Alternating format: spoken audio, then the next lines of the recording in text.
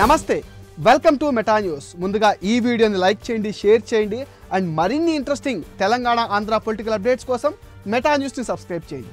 మీరిచ్చిన సపోర్ట్తో 60K దాటి 100K దిశగా పరుగులు తీస్తాం.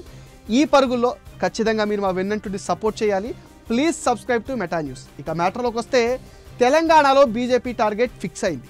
గత ఎన్నికల్లో 4 ఎంపీ స్థానాలు గెలిచిన బీజేపీ ఈసారి 2 అంకెల స్కోర్ సాధించాలని లక్ష్యంగా పెట్టుకుంది. తద్వారా తెలంగాణలో మరింత బలీయమైన శక్తిగా ఎదగాలని ఆరాటపడుతుంది.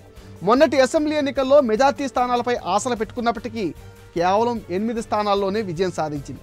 ఈ క్రమంలో ఈసారి పార్లమెంట్ ఎన్నికలను చాలా ప్రతిష్టాత్మకంగా తీసుకుని ముందుకు సాగుతుంది.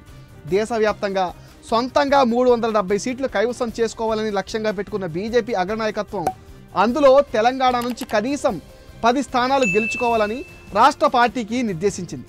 ఇప్పటికే రాష్ట్ర వ్యాప్తంగా ఉన్న 17 పార్లమెంట్ నియోజకవర్గాలకు అభ్యర్థులను ప్రకటించింది కాషాయ పార్టీ. ఈసారి బలమైన నేతలను బరిలో దింపింది. బీజేపీ అభ్యర్థులు ప్రచారాన్ని కూడా స్పీడప్ చేశారు.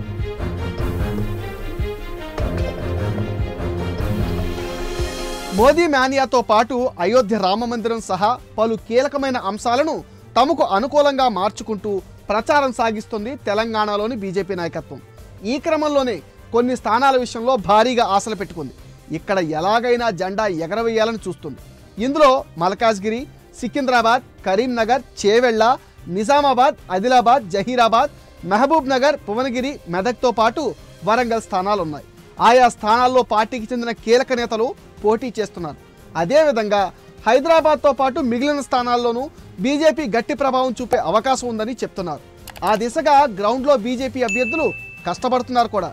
త్వరలోనే మోదీతో పాటు ఆ పార్టీ అగ్రనేతలు ప్రచారానికి రానున్నారు. దీంతో ఎన్నికల నాటికి పరిస్థితులు పూర్తిగా మారిపోతాయని ఆశిస్తున్నారు కమల్నాథ్.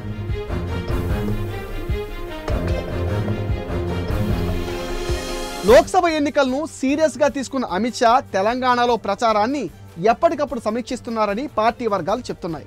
సీక్రెట్ ఆపరేషన్లో భాగంగా 4 దశల్లో ప్రత్యేక బృందాలు పనిచేస్తున్నాయని కమల్నాథ్లు చెప్తున్నారు.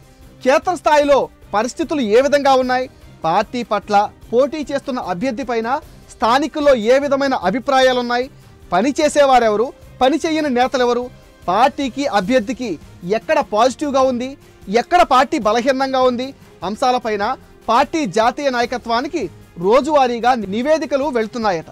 ఇందుకు అనుగుణంగా ఇటు రాష్ట్ర నాయకత్వానికి అటు సంబంధిత అభ్యర్థులకు సూచనలు వస్తున్నాయని అంటున్నారు. నామినేషన్ల పర్వం కూడా మొదలు కావడంతో రాష్ట్రంలో ఎన్నికల వేడి మరింతగా పెరిగింది. రాష్ట్రానికి బీజేపీ అగ్రనేతలు కూడా రానుండడంతో పార్టీలో మరింత జోష్ వస్తుందని రాష్ట్ర నాయకత్వం భావిస్తుంది. మొత్తంగా డబుల్ డిజిట్ సాధించాలని బీజేపీ పెట్టుకున్న లక్ష్యం నెరవేరుతుందా? అందుకోసం బీజేపీ ఏం చేయబోతుందనేది చూడాలి. ఇది మెటా న్యూస్ అప్డేట్. ఈ వీడియోని తప్పకుండా లైక్ చేయండి, షేర్ చేయండి అండ్ ఈ వీడియో పైన మీ విలువైన ఒపీనియన్ని కామెంట్ సెక్షన్లో పోస్ట్ చేయండి.